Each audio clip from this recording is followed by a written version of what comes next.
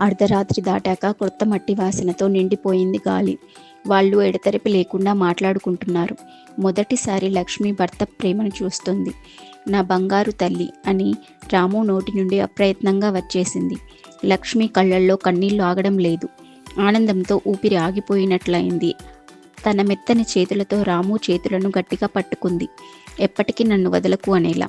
రాము కూడా లక్ష్మి చేతులు వదలకుండా నిన్ను ఒక దేవతలా చూసుకుంటాను అన్నాడు ప్రేమగా. ఇప్పుడు లక్ష్మి కళ్ళల్లో నుండి వస్తున్న నీళ్లు బాధవి కాదు, ఆనందానివి. ఆ రోజు నుండి వాళ్ళ మనసుల గాయాలు మానడం మొదలయ్యింది. రాము కూడా లక్ష్మితో కలిసి కుట్టు పనిలో సాయం చేసేవాడు. ఇద్దరి మనసులు కలిసినట్లే వాళ్ళ చేతులు కూడా కలిసి పనిచేసేవి.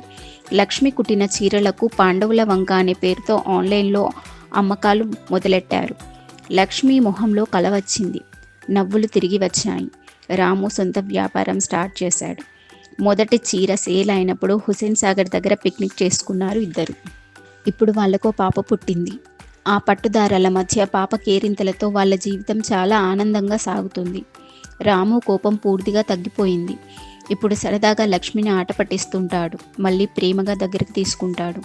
ఇన్నాళ్ళు ప్రేమకు దూరంగా ఉన్న లక్ష్మి భర్త నిజమైన ప్రేమలో మునిగి తేలుతుంది. వివాహబంధం అంటే ఓర్పుతో కూడినది, మనసులకు సంబంధించినది, ఎప్పటికీ శాశ్వతమైనది.